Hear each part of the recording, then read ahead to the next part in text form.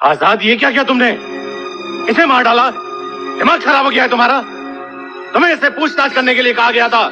किसने ऑर्डर दिया तुम्हें इसे मारने के लिए? किसने परमिशन दी तुम्हें? तुम्हें किसी को सजा देने का कोई अधिकार नहीं है। जज नहीं हो तुम, सिर्फ एक पुलिस ऑफिसर हो।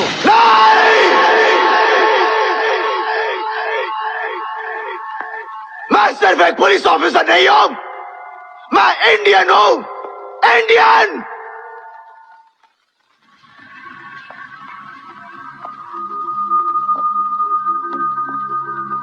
जब कोई मां की इज्जत लूट रहा हो तब बेटा बाप से परमिशन लेगा? नहीं, उस हैवान को वही मार डालेगा। और यही मैंने किया, क्योंकि मेरे लिए मां और मुल्क एक है।